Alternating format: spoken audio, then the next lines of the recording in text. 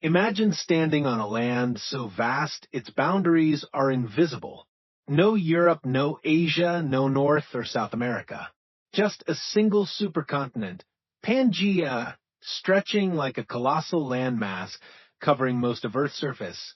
Surrounding it is a deep, vast, and deadly ocean called Panthalassa, the superocean that enveloped nearly the entire planet 250 million years ago.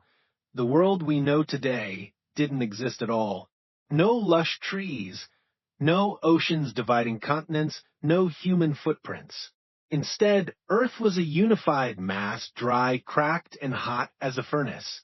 Pangea's climate was terrifyingly extreme.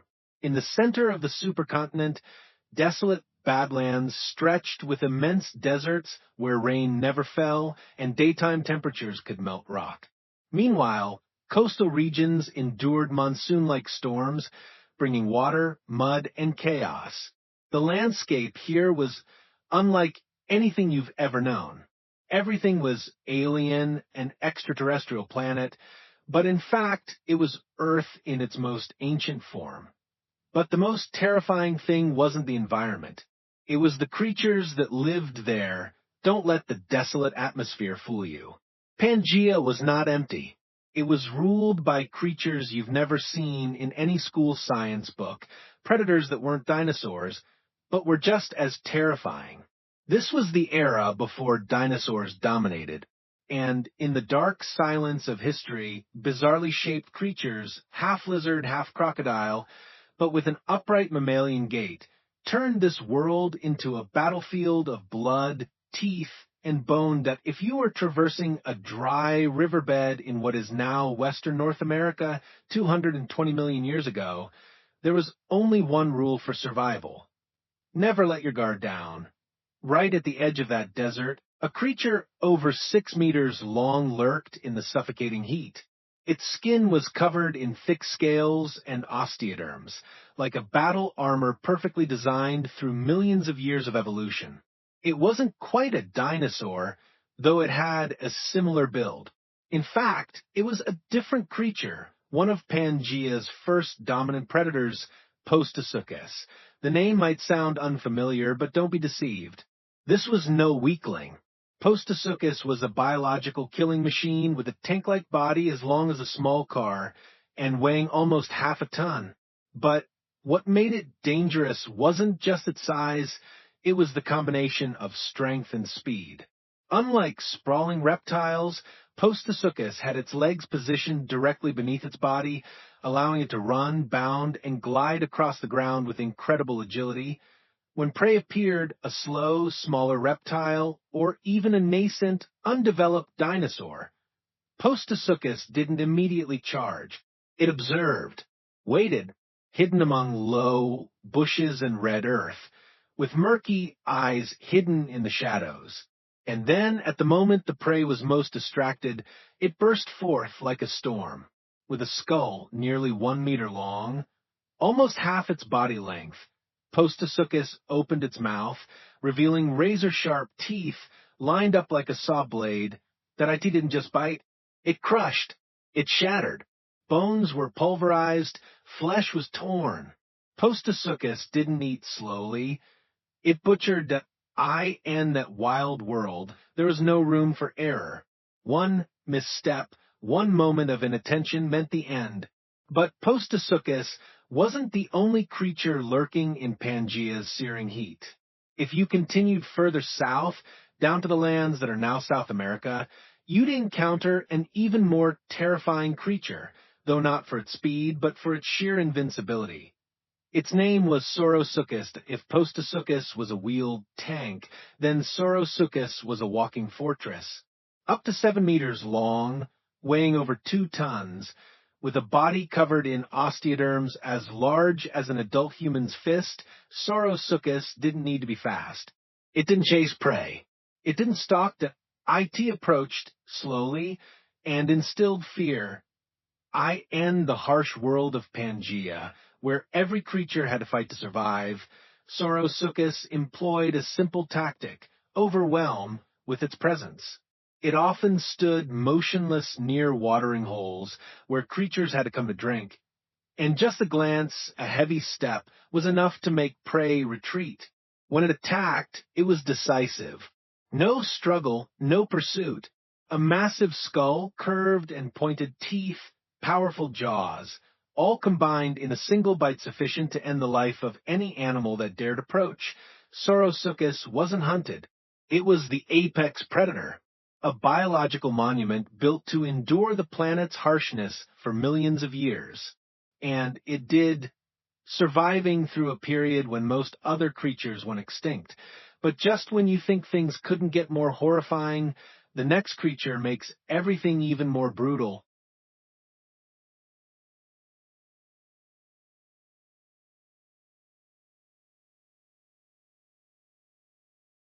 In the land that is now South Africa, when the seasonal rivers ran dry, leaving only mud and the footprints of survivors, a creature began to emerge from the shadows. It wasn't the longest, it wasn't the heaviest, but its head, it was almost one-third the length of its body. A monstrous skull on massive legs, making it look like a mobile meat grinder. That was Throssicus. Its enormous head wasn't just for intimidation. Inside were rows of razor-sharp, serrated teeth curved inwards so that anything caught in its mouth couldn't escape. It didn't hunt by ambush or stealth. It didn't wait. It advanced, using brute force to overwhelm. Not a single bite from Throssicus could pierce through armor. Bones shattered in its jaws like stick snapping. If you were a small animal living by the river's edge at that time, then one encounter with Throssicus would be the last time you saw the sun, and the most terrifying thing?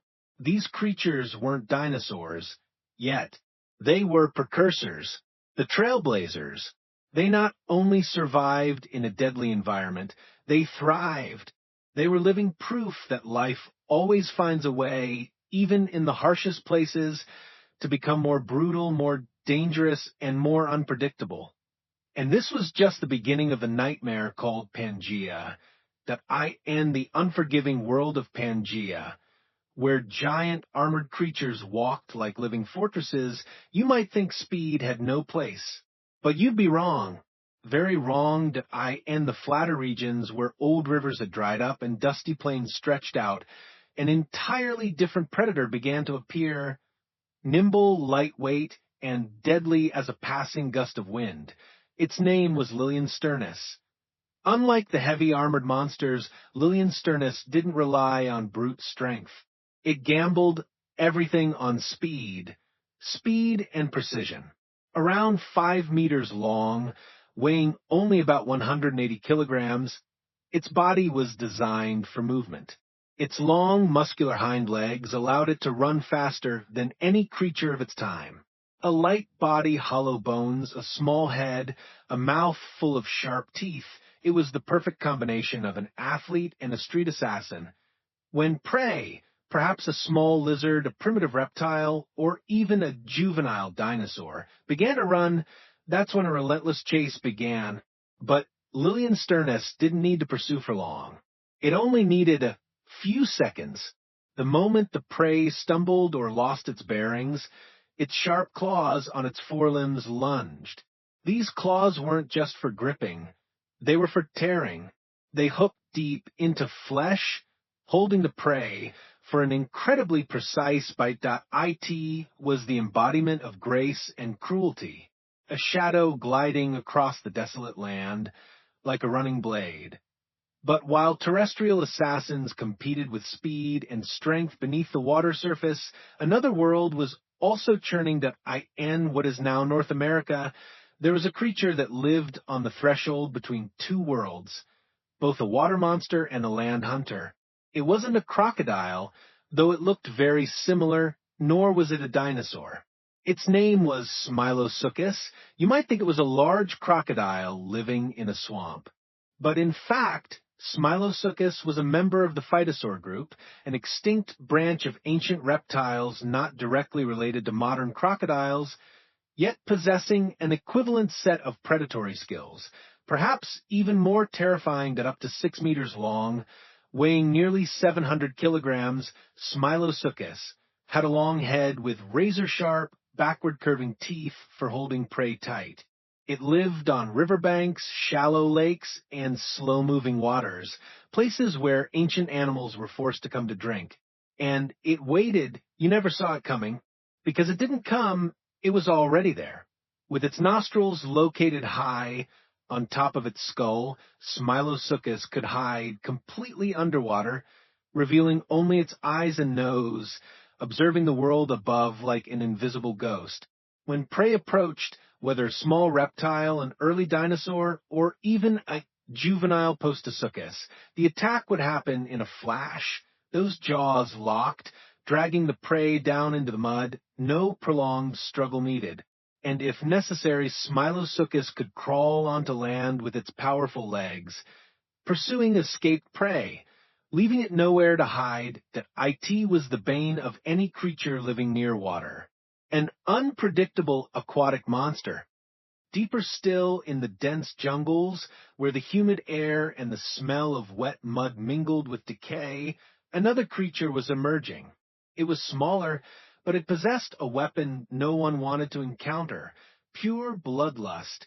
Modern humans call it Carnifex carolinensis, or the Carolina butcher. Imagine a creature about 3 meters long, weighing around 500 to 600 kilograms, with a crocodile-like body, but walking on 2 legs like a carnivorous dinosaur. It had a long, slender skull, inside which were rows of small, but incredibly numerous sharp teeth, almost like a raptor's teeth, but growing on a crocodile's head. That it wasn't an ambush hunter. It was a pursuer, a knockdown artist, a bloodthirsty fiend. Unlike Smilosukis or Saurosuchus, Carnifex didn't wait. It charged in actively, ready to confront. Possessing a light body and powerful hind legs, it could run at terrifying speeds, chasing its prey like a prehistoric cheetah. And once it got close, those jaws began their work, biting, tearing, ripping. It was a nightmare breathing, running, and hungry.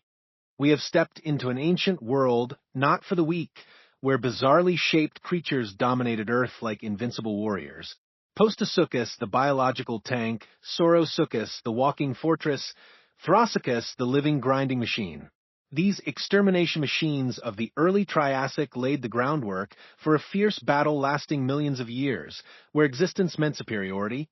But while multi-ton beasts spread terror across arid plains and cracked deserts, elsewhere on the supercontinent Pangea, a new generation of predators began to emerge. They were smaller, faster, more cunning, and because of that, they were more dangerous. This was no longer the age of those who only knew how to use brute force.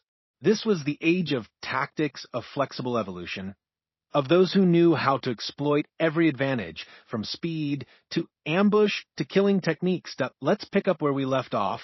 The vast flatlands that are now Central Europe, then seamlessly integrated into the great landmass of Pangea. There a new creature was born, a symbol of speed and ruthless precision. Its name was Liliensternus. If Postosuchus was the embodiment of pure power, then Liliensternus was the dance of death.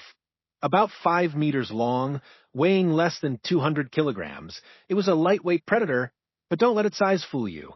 Liliensternus possessed 2 long and extremely powerful hind legs, a hollow skeleton, and a long tail that balanced its body, all creating a perfect structure for fast and precise movement.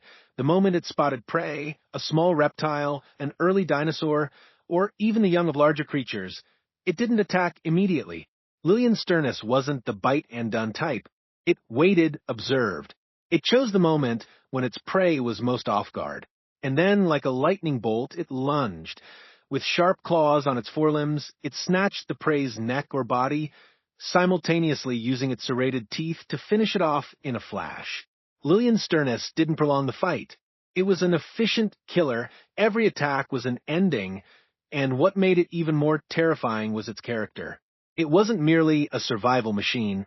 Liliensternus had a raptor-like appearance, but more classic, more primitive, like a first draft in the evolutionary book that creation was still writing. It was the prototype for a class of assassins that would dominate Earth tens of millions of years later, the theropods. But more significantly, Liliensternus didn't operate alone. Fossil evidence suggests it may have hunted in small groups, an extremely dangerous tactic in an era where most species still hunted solo. Imagine a pack of 3 to 5 Liliensternus running across a cracked, dry plain, encircling prey from multiple sides, then attacking like an organized gang. That was the point where strategy began to replace pure strength. But not all of Pangea's warriors were as agile as Liliensternus. Some chose the opposite path: hiding, patience, and seizing the moment. And that strategy was most effective where land met water. Imagine you are a small, ancient creature, parched after many hot days. You follow the scent of damp mud to a remaining waterhole in the heart of the ancient forest left behind by the rainy season's rivers. You bend down to drink, and then in an instant your whole world turns upside down. From beneath the murky water, a pair of long jaws shoots up, clamping onto your head, pulling you deep down. There's no resisting, no time to run. That dark shadow had been waiting for you for a very long time. That was Smilosuchus, the ambusher no one saw until it was too late. Unlike modern crocodiles, Smilosuchus belonged to the phytosaur group, an ancient lineage of reptiles that once dominated the freshwater ecosystems of Pangea. Although superficially resembling crocodiles, they are not truly related to modern crocodiles. They are a kind of lost prototype representing an evolutionary path that was ultimately discarded, but while it existed, it was incredibly effective.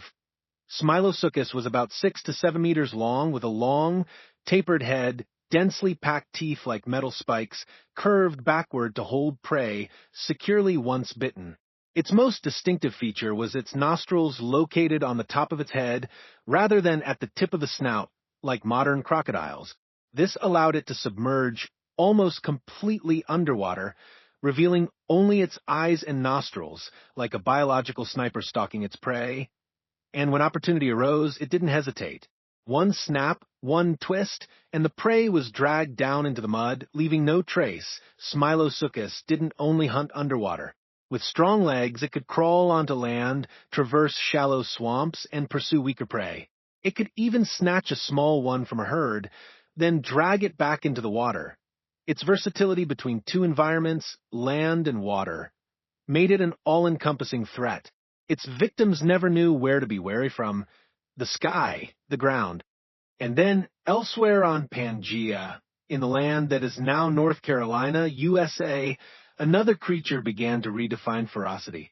Not by ambush, not by speed, but by all of that and more. Its name was Carnifex carolinensis, meaning Carolina butcher, and no name could be more fitting that if Liliensternus was the sharp swordsman of the plains and Smilosuchus was the aquatic assassin, then Carnifex was a combination of both, but with an added terrifying element: brutality. About 3 meters long, reaching an adult human's chest in height, Carnifex's physique was entirely different from contemporary reptiles. It didn't crawl on 4 legs like most of its brethren. Carnifex walked on 2 legs, standing upright, head held high, with small curved forelimbs, but full of claws. That shape hints at something very important. It was a precursor to carnivorous dinosaurs, a distant ancestor of assassins like Allosaurus, Giganotosaurus, or even T-Rex. But in its era, Carnifex was like a design being tested, half crocodile, half dinosaur, yet incredibly effective. The name Butcher isn't just a metaphor. It's a title paid in blood. Carnifex's teeth were a combination of raptor and crocodile teeth, sharp, small, backward curving, countless in number. Its jaws didn't bite to crush, but to tear apart. It didn't need to kill quickly. It wounded its prey, then gnawed at it piece by piece, as if cruelly enjoying its victory. Its running ability was also exceptional. Its upright stance and long legs allowed Carnifex to reach considerable speeds, fast enough to catch even the most agile prey. And what made it even more formidable was its ability to control terrain. It could stalk at the forest's edge, cross open ground, climb slopes, dash down ravines, all executed with much greater flexibility than larger creatures. In the world of Pangea, where most creatures were still tied to water or move heavily on all fours, Carnifex ushered in a new era. The age of bipedal creatures using claws and teeth as primary weapons, instead of relying solely on muscle or thick armor. And this is when the truth becomes clear. Pangea was not a place for the biggest, strongest, but a place where the fastest to adapt would survive. Postosuchus, dinosaur-like in appearance, but not a dinosaur, dominated for a short time, then disappeared. Saurosuchus, the living fortress in no hurry, also only lived for a few million years, then gave way. Those who relied entirely on brute force were culled. Meanwhile, Liliensternus, with its speed and tactics, passed on its evolutionary genes to the entire Theoropida dinosaur family. Smilosuchus, with its ability to dive and ambush, was a symbol for later semi-aquatic species. And Carnifex, the one that could run, stand upright, and tear, was the first stroke in the blueprint of T-Rex. Pangea favored no one. It didn't reward sheer size. It chose the flexible, the agile, the daring to change. It didn't need the smartest, just the one who could adapt faster than circumstances. That was the lesson life had to learn in this era, either evolve or disappear. And interestingly, during this period, the first creatures sophisticated enough to harness both speed and instinctive intelligence began to emerge. Those small, weak, living in the shadows, eating insects and fleeing from almost everything else, they possessed an unexpected advantage, a larger brain relative to their body size. That IT was these tiny creatures that would one day become the ancestors of mammals. But that is an entirely different chapter. For now, let's look back at the untamed battlefield of Pangea. You'll see very clearly no species is eternal. The strong today might lie beneath the feet of others tomorrow.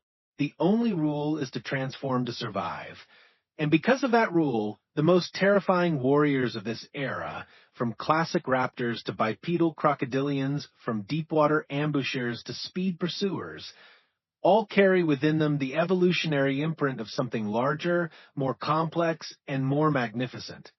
The formation of dinosaurs that in the not-too-distant future, Pangea's brutal warriors will give way to a new generation.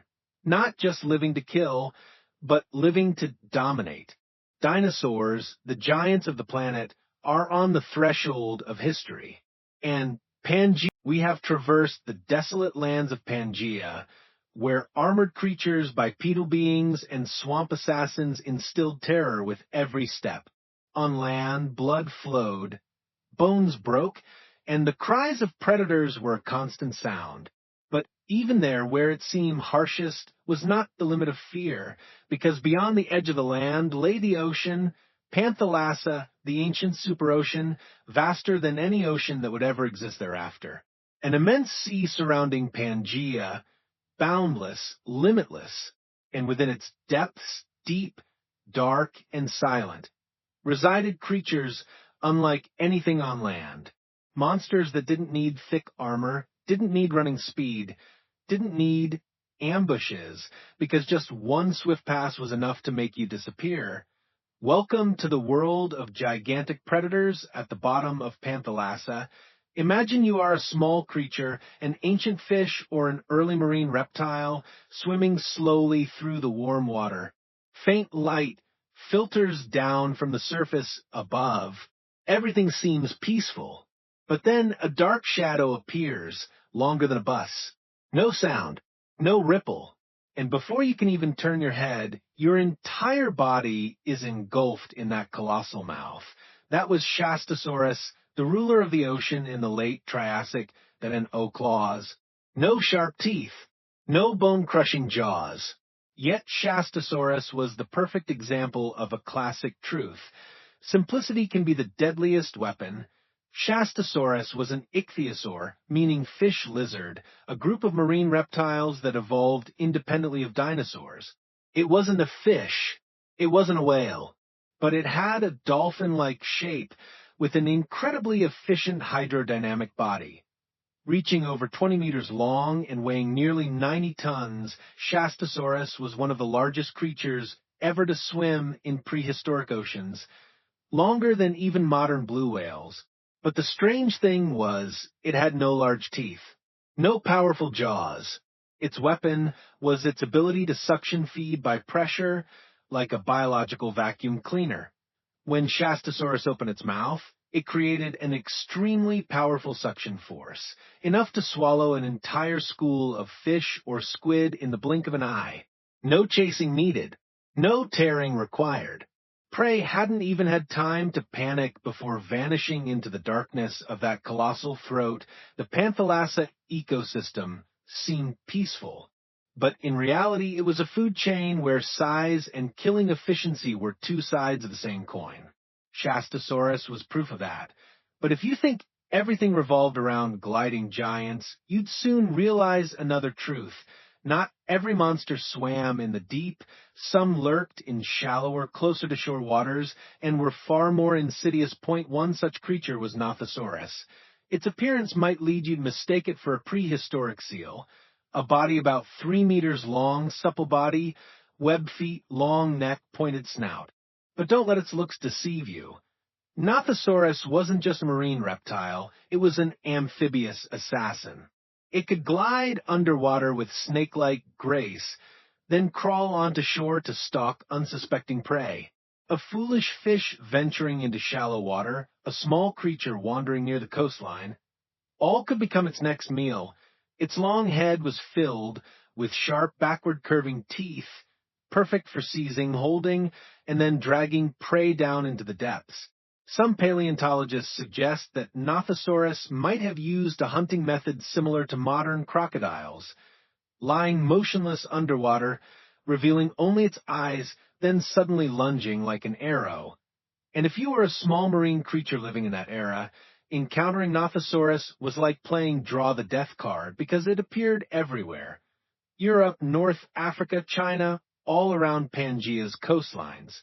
While Shastasaurus dominated the deep seas and Nothosaurus stalked prey near. The shore, the mid-range, the open waters, was the hunting ground for an extremely terrifying predator possessing a weapon no creature in history had ever had, a saw in its mouth. Welcome to the world of Helicoprion. Basically, Helicoprion looked like a shark, a long body, erect dorsal fins, fast swimming, but that was just the surface. What made it famous, causing centuries of debate, was its jaw. Instead of possessing conventional teeth like modern sharks, Helicoprion had a spiral tooth structure. That's right, a circular saw located right inside its mouth. Imagine its entire lower jaw as a biological buzzsaw, spiraling and grinding anything that swam by. No one knows exactly how it used this tooth structure. Some theories suggest it cut prey like a saw, while others propose it rotated to suck prey in like a grinder. But one thing is certain, if you were within Helicoprion's biting range, you would no longer be you. Helicoprion wasn't as large as Shastasaurus, only about 6 to 7 meters long, but its hunting prowess made even the large fish of that era wary. And by living in the period even before dinosaurs, Helicoprion can be considered one of the earliest predators of the prehistoric ocean.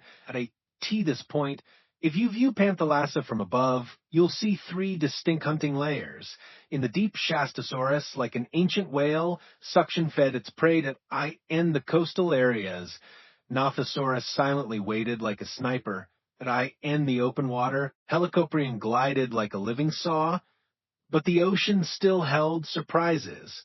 In the midwater column, a dark shadow was moving, not the largest, not the fastest, but more ferocious and bloodthirsty than any other creature. It was Liopleurodon, a real assassin, mythologized for centuries. In the submerged world of Panthalassa, creatures like Shastasaurus or Helicoprion were testaments to the grandeur of size and the bizarreness of evolution. But When it came to true dread, the kind that silenced the entire ocean, only one name could top the list: Liopleurodon. With an estimated length of about 10 meters and weighing over 1.5 tons, Liopleurodon wasn't the largest prehistoric creature. But within that average body lay a perfect killing machine, an aquatic carnivore, combining muscular strength, speed, and formidable jaws. That Liopleurodon's entire head accounted for up to one-third of its body length, with powerful jaws and rows of razor-sharp, backward-curving teeth to firmly hold prey. When it bit, the biting force was enough to crush a skull, and if you were caught in that bite, you'd have no chance of escape. But what made Liopleurodon a legendary monster wasn't just its physical weaponry. It was a master ambusher. Scientists believe Liopleurodon had highly developed senses of smell and sight, capable of tracking the scent or movement of prey from a great distance. It often hid in darker waters, using dim light or seabed terrain for concealment, then suddenly burst out in a sprint, like a biological torpedo underwater. But IT didn't need to chase for long. It didn't give you time to react. Liopleurodon was the embodiment of a stealth assassin, and if you saw it, it was probably already too late. While Liopleurodon dominated the midwaters in an earlier stage of the Triassic, even before marine reptiles became widespread, another creature unleashed the first terror upon the ocean: Thalatorcarchan saurophagus. Its name means Sea King Reptile Eater, and that was no poetic flourish. Thalatorcarchan was one of the oldest ichthyosaurs, appearing about 244 million years ago, just a few million years after the end Permian mass extinction event. While most life was still slowly recovering, Thalatorcarchan emerged as a post-apocalyptic hyper-dash predator. The IT was about 8 to 9 meters long, with large, pointed, and razor-sharp teeth. Unlike Shastasaurus, which suction-fed, Thalatorcarchan consumed flesh by biting, tearing, and swallowing large chunks. Its preferred food wasn't just fish, but other marine reptiles. It hunted the hunters. It ate other creatures with fangs. It was a terrifying evolutionary step.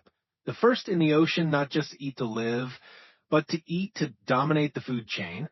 And that dominance began in a period when life hadn't fully recovered. Thalatorcarchan was a vivid example of nature's cold philosophy: be brutal or be eaten by someone more brutal. While sea monsters dominated the deep and shallow waters, in the sky above the ocean, new hunters emerged. The late Triassic and early Jurassic periods marked a breakthrough. The appearance of flying reptiles, the ancestors of pterosaurs. Imagine standing on an ancient beach. The sea surface is calm. The air is humid, carrying the scent of salt and algae. Suddenly, the sky darkens, not because of clouds, but because of the shadow of a flying creature passing overhead: Quetzalcoatlus. With a wingspan of over 10 meters, it was the largest flying creature ever to live on Earth. But surprisingly, it was incredibly light. With hollow bones, long legs, and a pointed beak, Quetzalcoatlus wasn't a creature that constantly flapped its wings like modern birds. It soared more like a glider than a bird, and it could fly hundreds of kilometers a day, relying only on wind currents and its gigantic wings. When hungry, it would glide low over the water, using its long, narrow beak to snatch fish, squid, or anything foolish enough to surface. When it needed to rest, it would land on the ground, standing on four limbs like a giant stork, and wait for its next opportunity.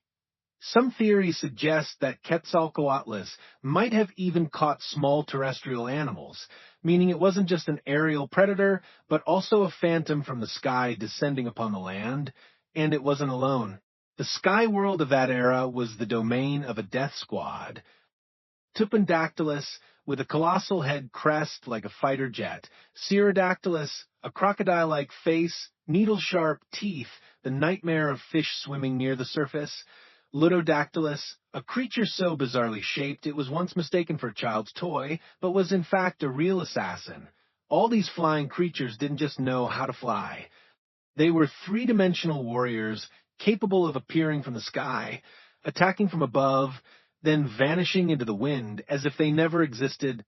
The sky, the land, and the seabed by the end of the Triassic period were utterly dominated by completely new creatures, and the world was never the same again. And then everything began to change. The breakup of the supercontinent Pangea began. Oceans expanded. Climates shifted. Competition among species became fiercer than ever. Creatures not fast enough, not adaptable enough, were gradually culled. But simultaneously, amidst that fierce current of evolution, a small group of tiny creatures with a bipedal stance, sharp teeth, and claws was rising slowly, persistently, but unstoppable. They would not only conquer the land, they would become the symbol of an entire era, the age of dinosaurs.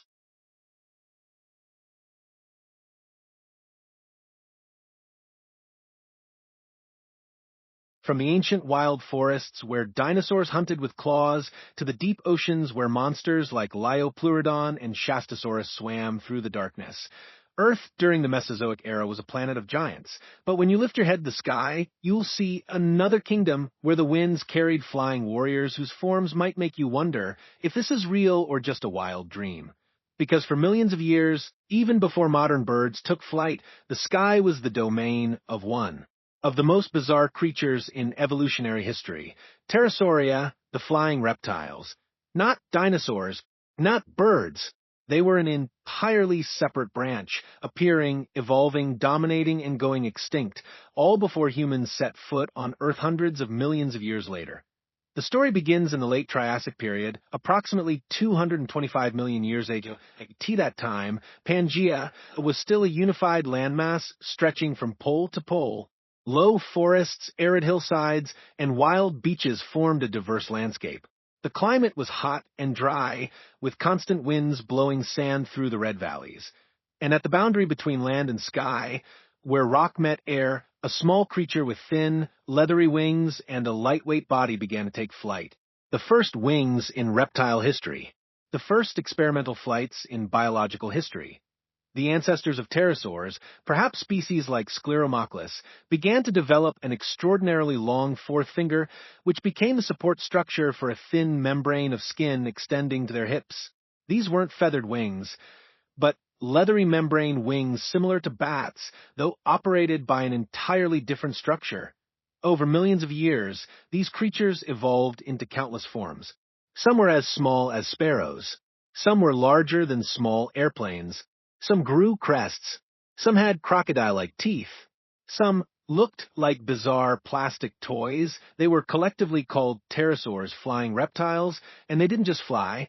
They hunted, migrated, mated, communicated, and developed unique survival strategies, transforming the ancient sky into a three-dimensional battlefield point. One of the strangest warriors of the Triassic sky was Tupandactylus. Found in what is now Brazil, Tupandactylus wasn't notable for its size, only about 3 meters long, with a wingspan of roughly 4 meters. What made it alien was the bizarre cranial crest on its head. This crest extended from its forehead backward like a large plate, potentially almost twice the height of its head. The crest was thin, flat, shaped almost like a shark fin or a sail, even resembling an alien warrior's helmet. Some theories suggest this crest was used for balance during flight. Other theories propose it was a mating display, similar to a peacock's tail or a deer's antlers, something that expressed sex, strength, and maturity. Tupandactylus had a pointed, toothless beak and was likely an omnivore, eating insects, fruit, or small fish near the water surface. But the most important point is, it knew how to leverage its appearance, as if it had begun to realize that sometimes you don't need to be the strongest, just the most impressive. In the prehistoric world, ostentation was also a survival strategy, but not all pterosaurs were just bizarre. Some flying creatures of this period were even more terrifying than the raptors on the ground, and Pterodactylus was one of them. Its name means serrated finger, because its entire mouth was filled with small, needle-like teeth, sharp and backward curving. Discovered in South America, Pterodactylus was a true fish hunter. That IT didn't fly high. It flew low, close to the water surface, then suddenly swooped down, snatching prey from beneath the sea, much like modern seagulls hunt fish today. With a lightweight body, hollow skeleton, powerful wings, and jaws designed like a biological trap, Pterodactylus could catch fish even while flying at high speed. Without needing to land, that if you were an ancient fish, the shadow of Pterodactylus cast on the water was the final warning, or the end. But just when you thought pterosaurs only hovered around 3 to 5 meters, the sky suddenly collapsed with the appearance of a colossal creature. Its name was Quetzalcoatlus northropii, and it was the largest known flying creature. With a wingspan of up to 12 meters and standing over 5 meters tall, the height of a giraffe, Quetzalcoatlus wasn't merely large. It was a symbol of the biological limit of flight ever achieved. Imagine a dinosaur-like creature with wings, flying along an ancient coastline, its wings eclipsing the sun. It didn't fly like a swallow. It didn't somersault like a bat. It flew like a biological glider, flying far, flying durably, flying for hundreds of kilometers without needing to rest. There is evidence that Quetzalcoatlus could travel from continent to continent. It didn't need an ideal landing zone. It could launch itself with all 4 limbs, like an ancient helicopter, and take off without a running start. It had no teeth. Its long beak was like a spear. It could be used to stab, peck, or snatch small creatures, from fish and lizards to even early mammals. But above all, Quetzalcoatlus was a symbol of absolute dominance in the sky. When it flew overhead, entire herds of ground creatures would bow their heads, because it was a phantom from above, an ancient god with wings, and then came a creature that shook the paleontological world. When archaeologists first unearthed its fossil, they couldn't believe their eyes, because it looked more like a child's toy than an actual living creature. They named it Lygodactylus, meaning toy finger. But Lygodactylus was real. With a wingspan of about 4 meters, a long skull, uniformly sharp brush-like teeth, and a comical fin-shaped crest on its head, Lygodactylus represented all that was strange and incredible about pterosaurs, an inconceivable form, yet still able to live. It was a lesson that evolution doesn't need to be beautiful. It doesn't need to be logical. It just needs to be effective. And it was this diversity in body strategy, size, and ecology that allowed pterosaurs to survive and dominate the skies for nearly 150 million years, longer than any bird or flying animal thereafter. The prehistoric sky was not a silent void. It was a 3-dimensional arena where winged monsters soared through the wind, casting shadows over land and sea like predatory gods. From the arid forests of the Triassic to the ancient coastlines of the Cretaceous, pterosaurs, the first flying reptiles on Earth, existed and evolved for over 150 million years. And what made them truly special wasn't just their ability to fly, but how they transformed flight into an art of survival. To understand that first, we need to look at what made pterosaurs different: their wings. Unlike birds with feathered wings, pterosaurs had a unique wing structure, a thin membrane of skin extending from an elongated fourth finger across the arm, all the way to the body or hip, even connecting to the hind legs in some species. This wing membrane wasn't simply skin. It was reinforced by collagen fibers and small muscles that helped them control the wing's shape and tension during flight. Notably, the wings contained dense networks of blood vessels that helped regulate temperature, as pterosaurs were partially warm-blooded, needing to maintain a stable body temperature when flying at high altitudes or speeds. Not just wings, pterosaur bones were hollow, similar to modern birds. But hollow didn't mean weak. Inside their bones was a complex lattice of internal struts, like the scaffolding in a skyscraper, making the bones both lightweight and extremely strong. Thanks to this, giant species like Quetzalcoatlus could stand on all fours, launch into the air in just a few leaps, without needing a long run-up like large birds today. This is called quadrupedal leap launching, a takeoff method that even modern aircraft technology hasn't accurately simulated. A creature 5 meters tall with a 12-meter wingspan leaping into the sky, like a living vertical takeoff aircraft. This could only happen in an era where biological forces were not yet limited by humans, but how far could they fly? Many modern aerodynamic studies, using 3D simulations and physical tests, show that large pterosaurs like Quetzalcoatlus could fly continuously for over 10,000 kilometers without landing, equivalent to flying from Africa to South America. Their natural aerodynamics were so good that some pterosaur species are compared to prehistoric strategic gliders capable of riding thermals, exploiting pressure differentials, and using sea winds to reduce energy consumption. No GPS, no radar, no maps, solely by instinct and their physical form. They achieved what modern aircraft require a host of supporting technologies to accomplish. However, to survive for tens of millions of years, pterosaurs couldn't just be good at flying. They needed to adapt to Earth's constantly changing environment. From the late Jurassic to the mid-Cretaceous, the climate changed dramatically. Many arid regions became wetter, oceans encroached upon land, mangrove plains appeared, along with the rise of gigantic carnivorous dinosaurs, and early birds like Archaeopteryx began to emerge, competing for airspace. During this time, pterosaurs divided into two main groups: sharp-toothed, long-faced, specializing in hunting fish and small animals like Ornithochirus or Anhangara, long-beaked; toothless, lightweight, capable of long-distance gliding like Pteranodon, Nyctosaurus, and Quetzalcoatlus. Some species retreated to coastal areas, hunting near the water's surface. Others adapted to live deep inland, like Quetzalcoatlus, hunting small animals such as juvenile dinosaurs or terrestrial reptiles. There were even species that lived in humid rainforests, eating fruits, flowers, and insects, broadening their diet to compete with birds. Pterosaurs weren't an exclusively carnivorous group. Many species had fine, comb-like teeth used for filtering plankton from the water, like Ptenachasma. Some had hawk-like curved beaks, yet ate soft plants or insects. In other words, they adapted to almost every conceivable ecological niche in the ancient sky.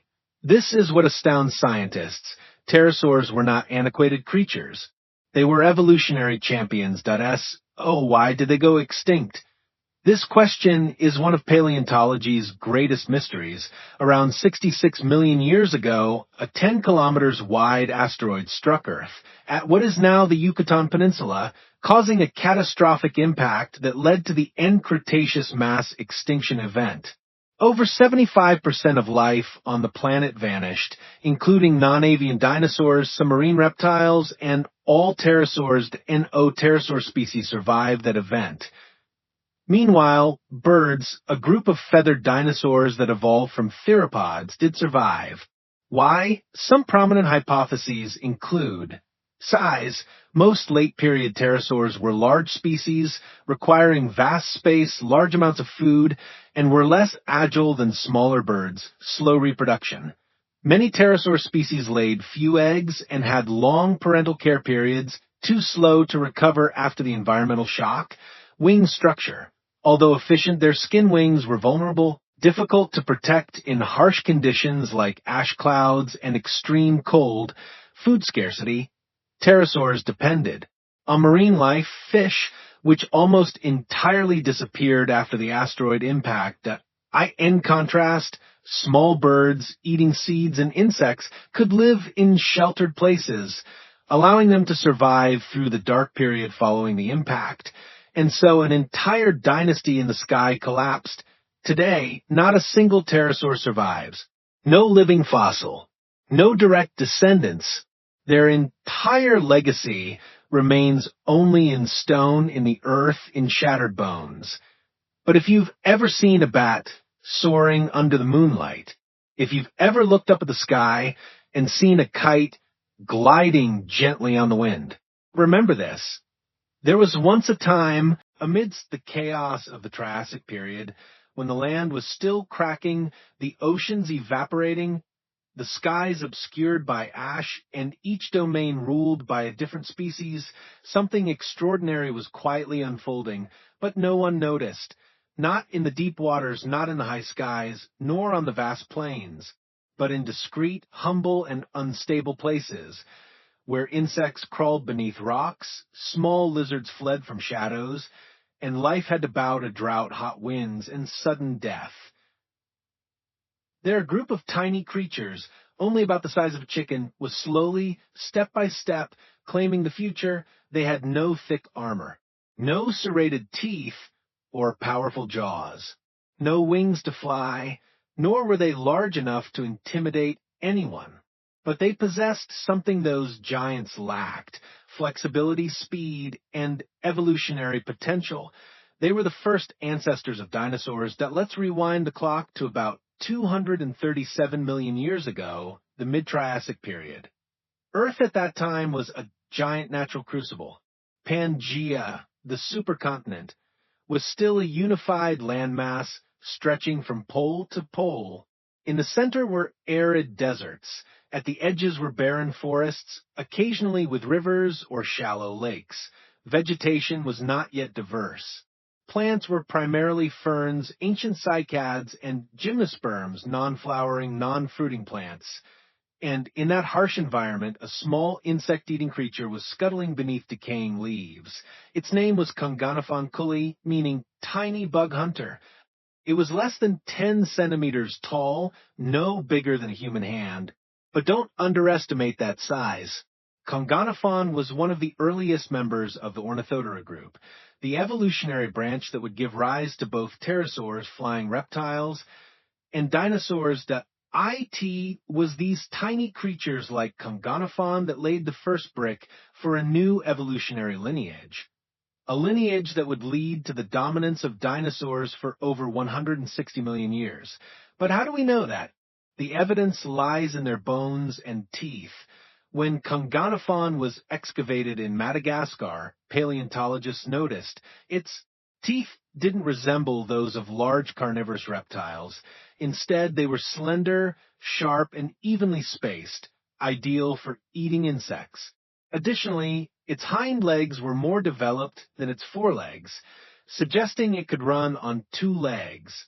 A crucial step leading to the locomotion of later dinosaurs. There's another unique characteristic: signs of fuzz or feather-like coverings on its skin.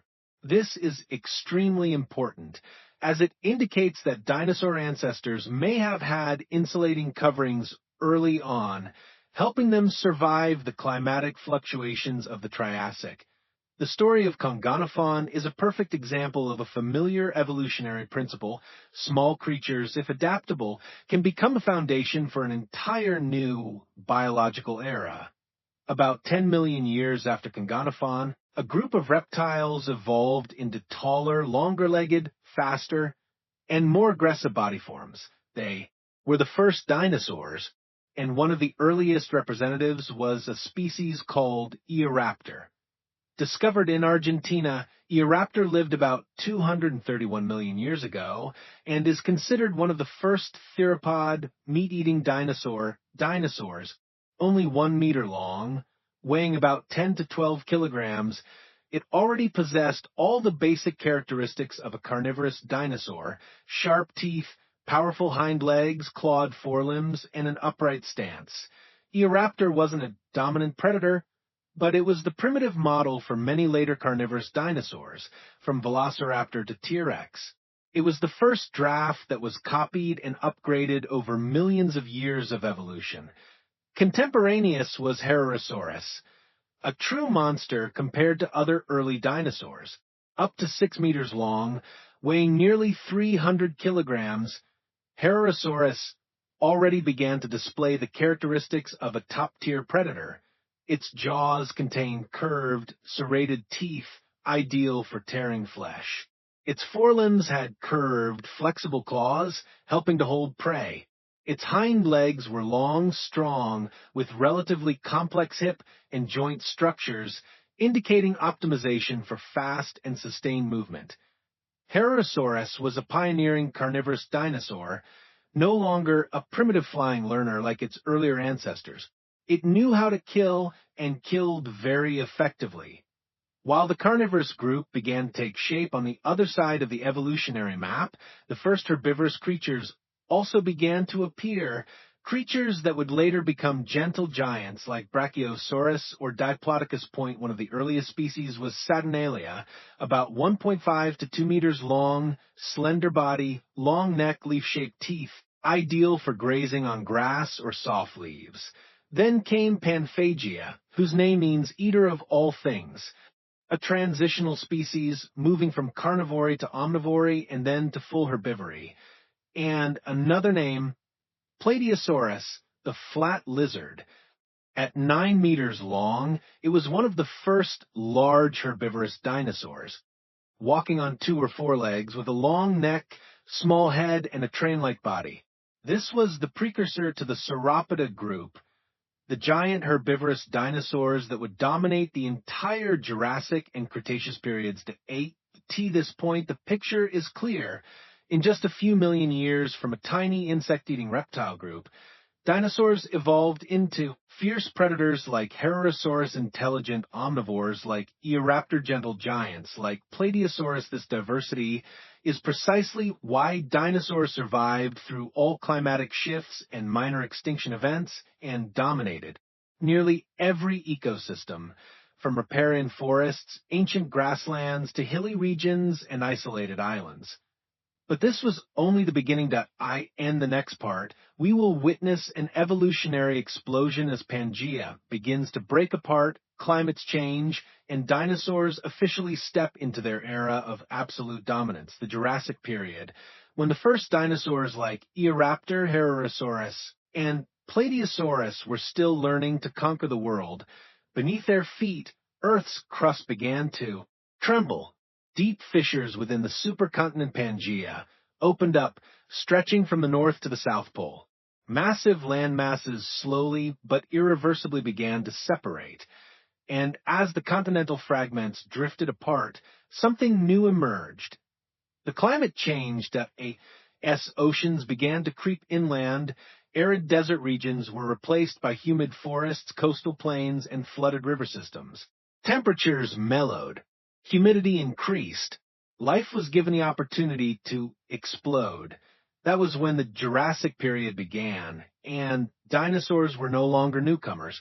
They became the rulers. The lush, humid forests stretching from what is now North America to ancient Europe, towering woody plants, such as gymnosperms, giant ferns, and ancient cycads, grew densely like green walls. Beneath their canopies, small reptiles, primitive mammals, and insects were constantly active. But most prominent was a group of colossal creatures, walking on 4 legs, necks long as cranes, bodies as massive as cargo ships. They were direct descendants of Plateosaurus, but larger, heavier, and almost without enemies. They were sauropods, the greatest herbivorous dinosaurs of all time. One of the first iconic names was Brachiosaurus. Over 16 meters tall, more than 25 meters long, weighing up to 50 tons. It walked with its head held high, neck reaching upwards like a giraffe, allowing it to eat leaves at heights no other creature could reach. Brachiosaurus didn't run fast, had no fangs, no armor or horns. But its colossal size, long memory, and stability made it an impenetrable biological fortress. A hungry Allosaurus would have to think carefully before attacking a herd of adult Brachiosaurus, and Brachiosaurus was not alone. In other planes, a longer and lower sauropod, Diplodocus, was doing the same, but in a different way. Instead of reaching high, Diplodocus lived closer to the ground, feeding on soft grasses and low-lying leaves. Up to 27 meters long, but with a small skull and narrow snout, like a biological vacuum cleaner sweeping through low vegetation. Its tail was long and flexible, capable of lashing like a whip, a unique defensive tactic against predators. And speaking of predators, we cannot overlook one of the most formidable names of the Jurassic period, Allosaurus. Allosaurus was the archetypal carnivorous dinosaur of this era, ranging from 8 to 12 meters long, weighing over 2 tons, with a large head, long teeth, and 2 large, sharp-clawed forelimbs. But What made Allosaurus special was its hollow skull structure and jaw muscle system that allowed it to bite and retract its jaws quickly like a blacksmith's hammer. That IT didn't use absolute biting force like the later T-Rex. It tore its prey by sinking its teeth in, pulling fiercely, and repeating like a biological buzzsaw. Allosaurus didn't just hunt alone. There's fossil evidence suggesting they may have lived in small groups, cooperating to bring down larger prey like Stegosaurus, an armored dinosaur with deadly tail spikes that in a fossil found in the U.S. An Allosaurus femur showed a fracture from being struck by a Stegosaurus's tail spike, a clear testament that even predators were not invincible. On the battlefields of the Jurassic, every meal came with a price that ate the same time. In the skies, pterosaurs like Pterodactylus and Rhamphorhynchus began to soar among cliffs and forests, while Archaeopteryx, the first bird, had already begun to spread its feathered wings, initiating an entirely different evolutionary branch. On the ground. Small dinosaurs, like Coelophysis and Ornitholestes, began to appear with lightweight, fast, and intelligent bodies, signaling the rise of smaller but effective carnivorous dinosaurs like the raptors that would come later. Dinosaurs were no longer newcomers. They were everywhere, on the plains, in deep forests, along coastlines, on ancient islands, and even at the desert's edge. They were diverse in form, survival strategy, size, and behavior. And for the next 120 million years, Earth would be the planet of dinosaurs. But what made dinosaurs the most successful group of animals in history wasn't just their ferocity or size. It was because they constantly evolved, changing their forms, feeding habits, locomotion, and even their reproductive and social strategies. They relentlessly adapted to suit every continent, every climate, and every geological change, from tiny insect eaters like Congonophon to giants like Brachiosaurus, from cold-blooded killers like Allosaurus to flying dinosaurs and primitive birds. Dinosaurs weren't just an ancient group of creatures, they were a symbol of evolution. And though they would one day go extinct at this moment, amidst the ancient forests of the Jurassic period, Earth completely belonged to them. Everyone talks about how dramatically dinosaurs went extinct, but given the 165 million years they existed, they might just be the most successful vertebrates ever to live on planet Earth. In fact, some of their relatives are still on the planet today. Modern birds are actually descendants of feathered dinosaurs, and you might be surprised to learn that crocodiles are birds' closest living relatives, as they share a common ancestor. These two groups are the only known survivors of the archosaurs. We all know what happened to the dinosaurs, and if you missed our video on the day the dinosaurs died out, we'll leave a link in the description for you. Please let us know in the comments what you thought of the video and tell us what you'd like to see next. Stay tuned for more exciting videos, and thanks for watching.